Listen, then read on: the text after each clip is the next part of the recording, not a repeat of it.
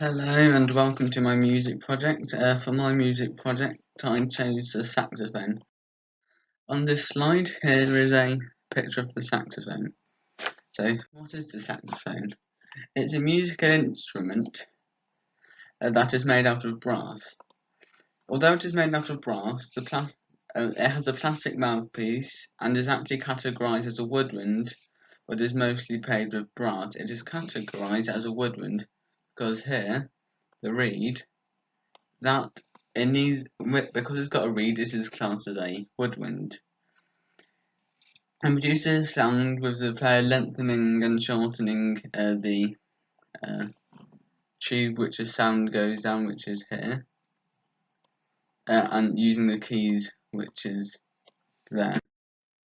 So why is it special to me? It is special to me because I like the sound that it makes, and when I listen to it, it makes me happy, and I think it's got a unique sound compared to the other instruments in the same category.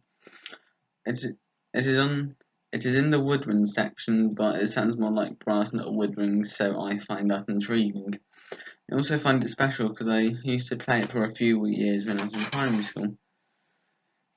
Also, lots of my favourite music is made using the saxophone. The sound it makes me happy. It is also special because the saxophone is the instrument that got me into music and made me like it. So it was first played in the 1840s, but it was made public in 1846. In Paris, people's opinions were split about it. Adolphe Sax, who was the guy in the photo, made it. He wanted it to be, no, he wanted it. He liked the woodwind and brass, so he combined them together to make it. It was based on the bass clarinet. What he done was he added a wider range of notes and altered the sound it made. He originally created 14 sizes of it, but now we only have 4. At the start, it was used in marching bands and classical ensembles. It was then later used in jazz, and there's more in that later. And here's a audio clip of how it was traditionally used.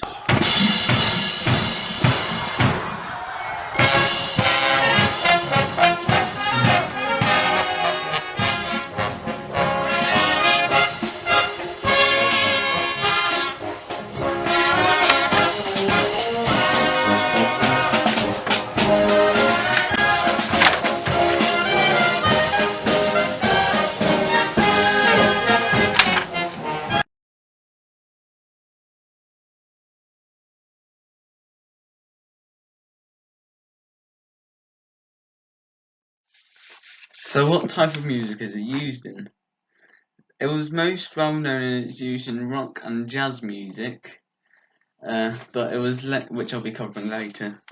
But it was actually used in classical music earlier, military bands and marching bands, and contemporary music. How it developed over its lifespan? He originally wanted the saxophone to be played in the orchestra, but because of how it sounded, it wasn't used due to how it wouldn't fit in due to the sound.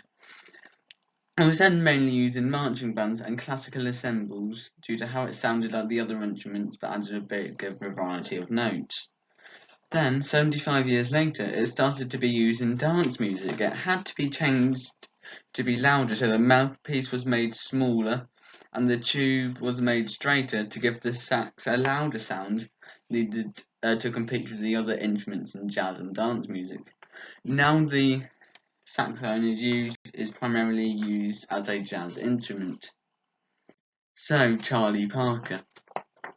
He was a saxophone player, and he was born on August 29, 1920, but he died in March 12, 1955. Added passing chords. This is where chords are added into the main bit, so it adds more of a harmonic melody to it. New variants of altered chords were added. New variants of altered chords. That is where a note which is made one scale higher or lower. He acquired the nickname Yardbird early in his career when he was on the road with Jay of Jane McShaw. One time he got bored and started playing around with chords in a type of jazz called Cherokee, and he made beatbox.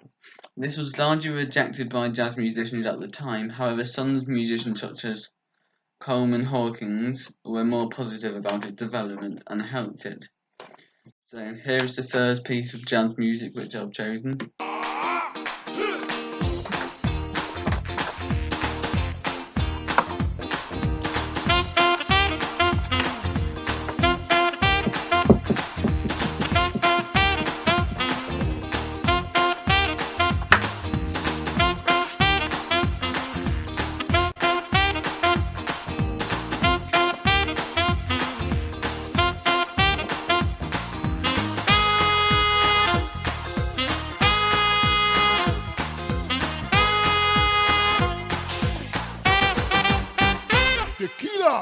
So that was the first slide. That was the first music. Now let's see how it was sounded.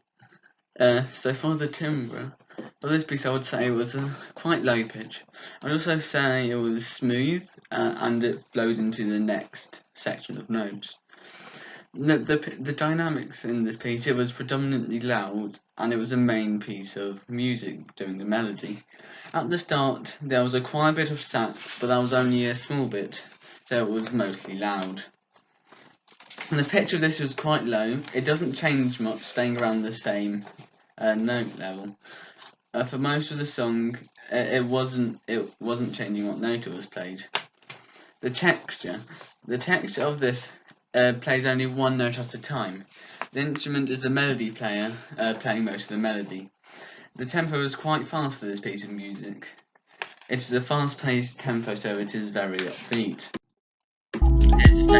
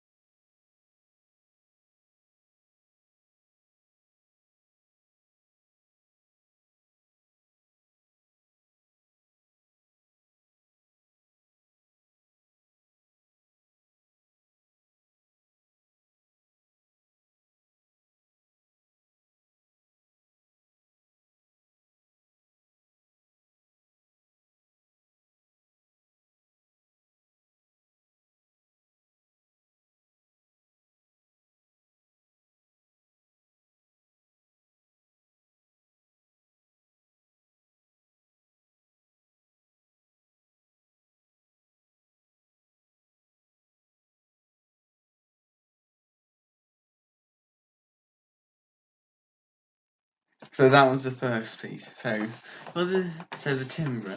For this piece, I would say it is a low pitch sound, and the timbre is also quite smooth sounding. In this piece, it is predominantly loud. It does fluctuate a bit depending on the part of the song, with some bits being louder than others.